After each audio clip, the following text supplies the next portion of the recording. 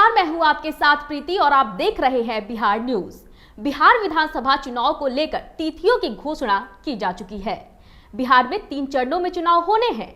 वहीं इसी के साथ ही सभी नेता से लेकर प्रत्याशी तक अब जनता के बीच जाकर उन्हें हर संभव लुभाने की कवायद कर रहे हैं।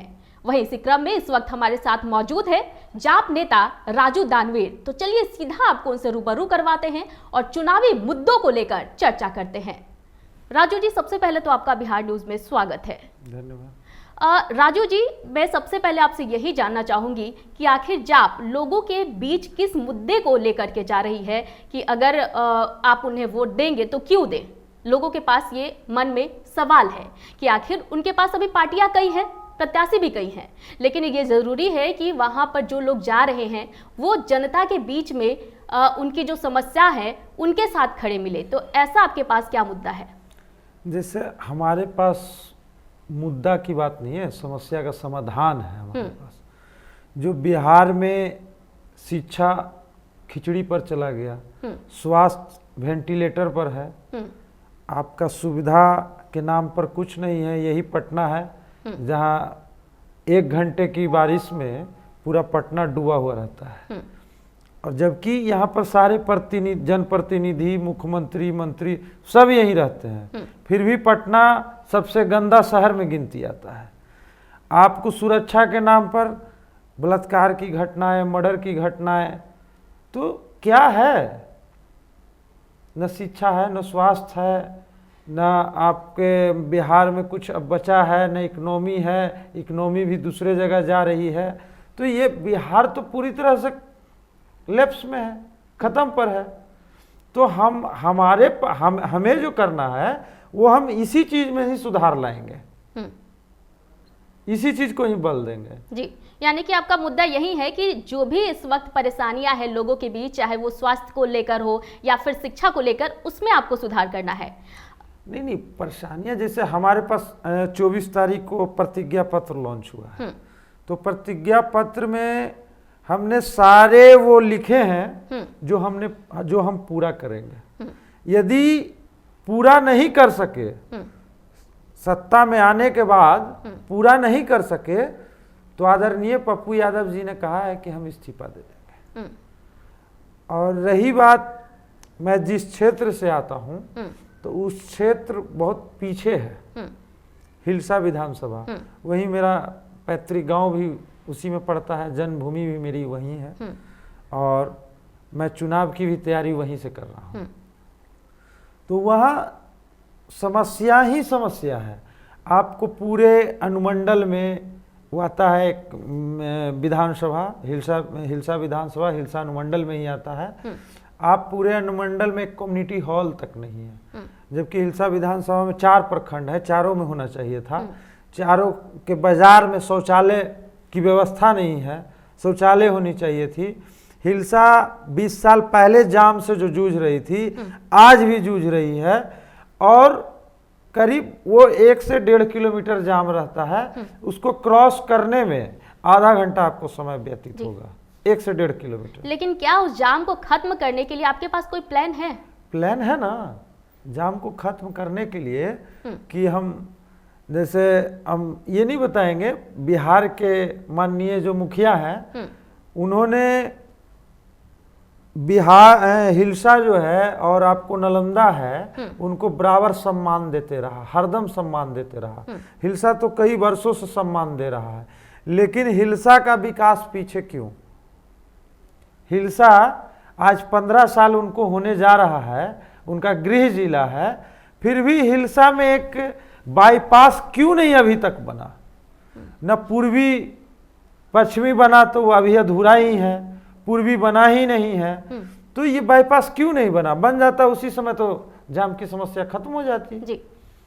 दूसरी है, आपको वहां पर एक टहलने के लिए पार्क नहीं है, एक मिनी स्टेडियम की जरूरत है, एक छोटा मोटा बस स्टैंड, टेम्पू स्टैंड, इस तरह का एक अलग डेवलपमेंट भी होना चाहिए, वो भी नहीं है। छात्रों को रहने के लिए आवासीय विद्यालय होने चाहिए, वो भी नहीं है। आपको कई, माने हम क्या बताएं, सबसे बड़ी बात युवाओं का जो बेरोजगारी का जो मुद्दा है पूरे हिलसा विधानसभा में एक भी इंडस्ट्री नहीं है कि जहां वहां के गरीब लोग या युवा वर्ग कहीं भी एक जॉब कर सकते हैं, चाहे किसी भी तरह का। पूरे हिलसा विधानसभा में एक भी इंडस्ट्री नहीं है। ये है हालत। हमारे जहां हम किराए पर सराय प्रखंड में रहते हैं, वहां आपका डियामा होल्ट है, वो सैकड़ों गांव की समस्या बन चुकी है। उसे पहले स्टेशन ही था, राजनीतिक साजिश के तहत उसे आप होल्ट कर दिया गया। अब पूरे गांव का ये समस्या बन चुका है। पूरे गांव मिलकर इसको लगातार आवेदन दिए, आंदोलन किए। बहुत लोगों ने, हमारे जाप सुप्रीमो आदरणीय पप्पू यादव जी ने रेल मंत्रालय को पत्र भी लिखा है, फोन भी किया है। अभी तक पत्र का जवाब नहीं आया है, लेकिन आश्वासन मिला है कि हम लोग देखते हैं। तो ये सब घटनाएं हो रही है। मैंने बहुत तरह की समस्याएं हैं जो अभी तक पूरा क्या वो 20 साल दशकों से वो समस्या है जो है ही है। जी, समस्या है लेकिन उस पर कोई काम नहीं हो रहा है। काम नहीं हो रहा है। आपका थरथरी प्रखंड है, परवलपुर प्रखंड है, कहीं भी कोई सुविधा नहीं जी। बोले ना कि शौचालय, कम्युनिटी हॉल, कहीं भी कुछ नहीं। थरथरी प्रखंड का जो मुद्दा रहा, कई वर्षों से चला आ रहा है, वहां पर डिग्री कॉलेज का नहीं हुआ। ये चारों प्रखंड में सबसे ज्यादा इंपॉर्टेंट है किसानों के लिए सिंचाई की व्यवस्था करना, वो नहीं है।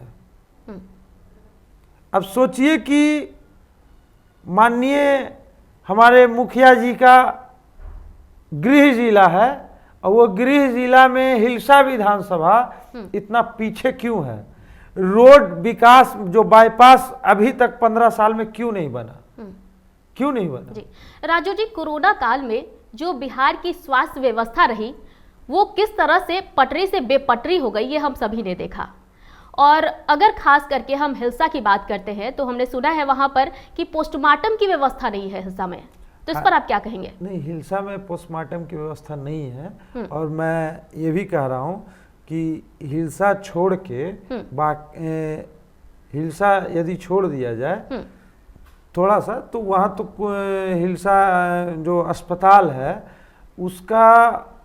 उसका थोड़ा बहुत रुतबा है, ठीक ठाक है। लेकिन आपका किराए पर सुराय, थरथरी, परवलपुर, ये सब ले लिया जाए तो स्वास्थ्य जो हमने बोला है ना कि वेंटिलेटर में, हिलसा में भी वही हाल है। हिलसा में भी वही हाल है। ऐसा नहीं कि वहाँ बहुत अच्छा है, लेकिन स्वास्थ्य व्यवस्था पूरी तरह से वेंटिलेटर पर है। दम घुट रहा है उसका, स्वास्थ्य व्यवस्था का। कोरोना में एम्बुलेंस में लोग मरते थे। क्या कोरोना खत्म हो गया? कोरोना तो अभी भी है। अभी भी ये है कि बिहार सरकार के पास उतना उपयुक्त साधन नहीं है और वो उतना चुनाव के चक्कर में कोरोना को नग्न कर दिया है, कोरोना को खत्म कर दिया है। जी, तो आपको क्या लग रहा है कि अभी चुनाव नहीं होने चाहिए थे? बिल्कुल नहीं होने चाहिए थे। पहले बिहार की जनता है, बाद में गद्दी है। यहाँ पहले गद्दी की चिंता है, जनता की चिंता नहीं है। आज से जो बच्चों की स्कूल है, यानी कि 9वीं कक्षा के जो ऊपर के छात्र छात्राएं हैं, उनके लिए स्कूल का दरवाजा खोल दिया गया है, तो इस पर आप क्या कहेंगे? क्योंकि जिस तरह से कोरोना में लोगों को समस्याएं हो रही है, बच्चों की जो पठन पाठन की व्यवस्था है वो भी पूरी तरह से चरमरा गई थी, लेकिन आज से स्कूलों को खोल दिया गया है उनके लिए, तो आपको क्या लगता है कि ये बच्चों के लिए सेफ होगा?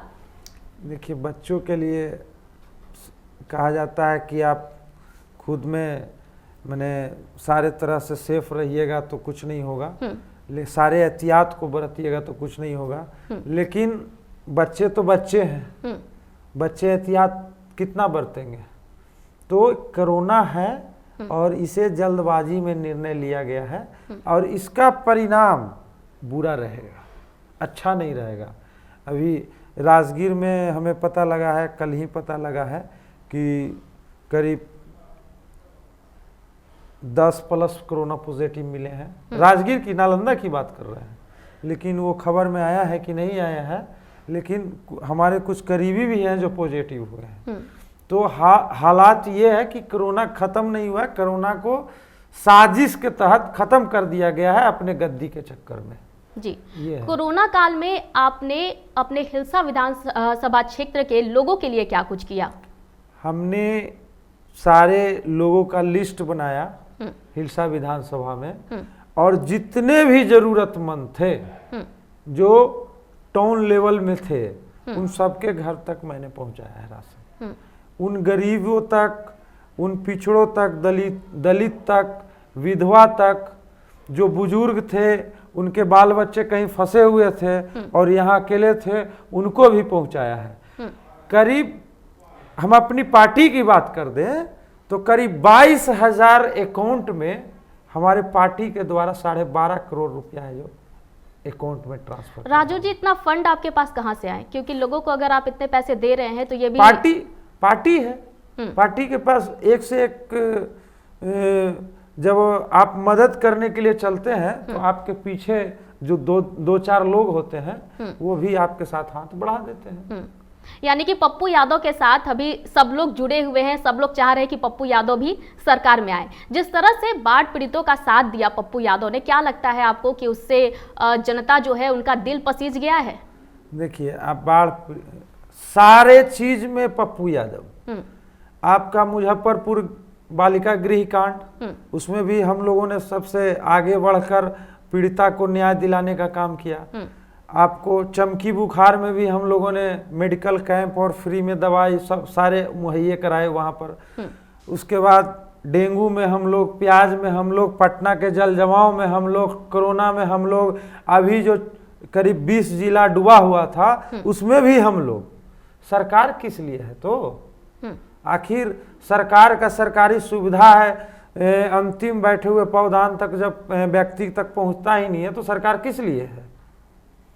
तो ये अब जनता मान चुकी है कि वो शख्स जो अपना शरीर बेचकर, धूप में अपना शरीर जलाकर, खून बेचकर हमको मदद कर सकता है, वो आदमी सत्ता में आने के बाद कितना मदद करेगा, जनता ने आभास कर लिया है। जी, अगर हम बात करें हिलसा विधानसभा क्षेत्र की, तो वहां पर मुख्य जो समस्या है वो क्या है?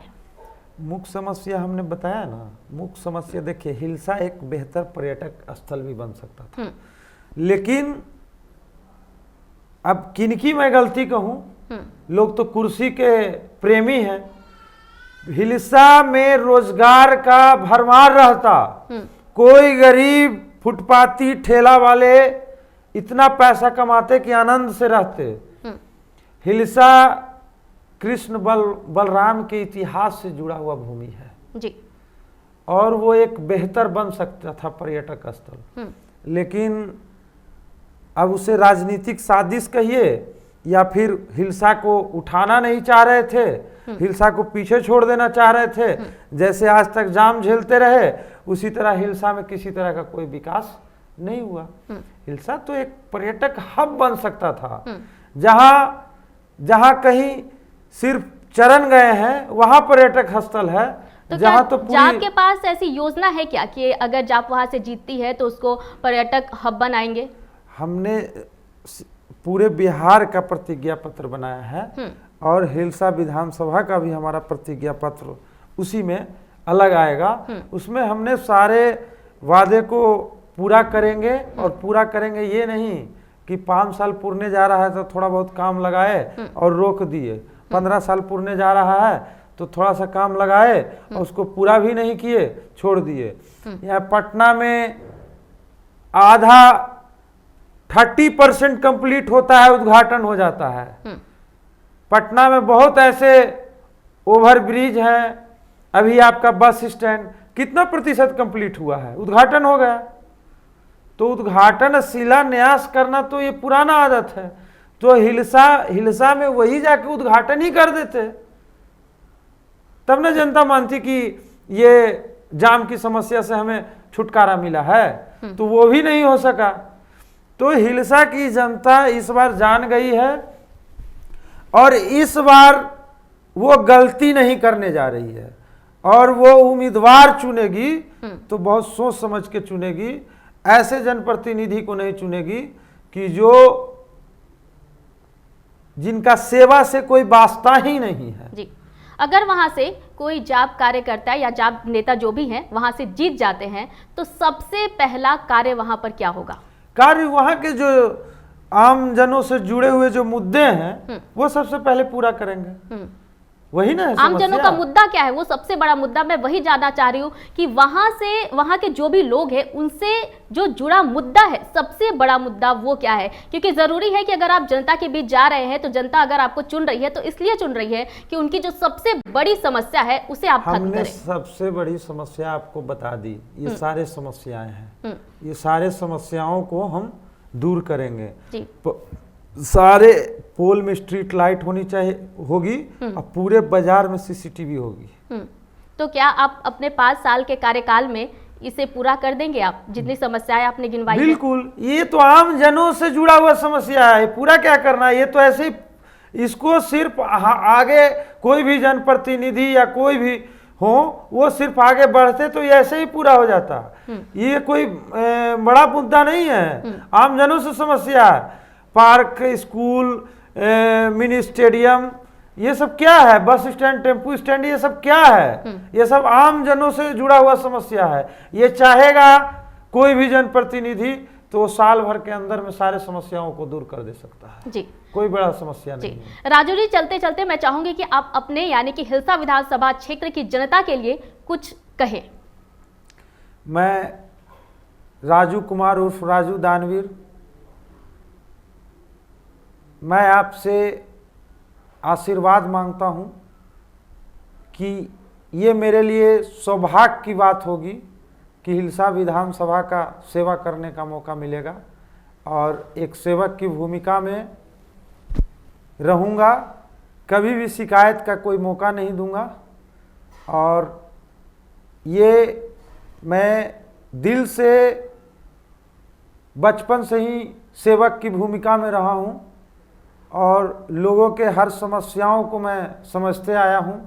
जब मैं 6ठी क्लास में पढ़ता था उस समय से भी मेरे अंदर सेवा भाव है और मैं कई लड़कों को अपने घर के पैसे से भी खर्चा देता था, पढ़ाता था। आगे भी मैं सेवा करता रहूँगा। मैं आपका सेवक राजू दानवीर, एक बार आप लोगों का आशीर्वाद, प्यार, स्नेह मुझे मिलना दीजिए और सेवा करने का मौका दीजिए। धन्यवाद। राजू जी, हमारे साथ बातचीत करने के लिए आपका धन्यवाद। धन्यवाद। तो दोस्तों, आपने देखा कि हमारे साथ जुड़े हुए थे जाप नेता राजू दानवीर, जिन्होंने हिलसा विधानसभा क्षेत्र की जनता की समस्याओं पर हमारे साथ चर्चा की। तो आज के कार्यक्रम में फिलहाल इतना ही। मुझे दीजिए इजाजत, लेकिन देखते रहिए बिहार न्यूज। नमस्कार।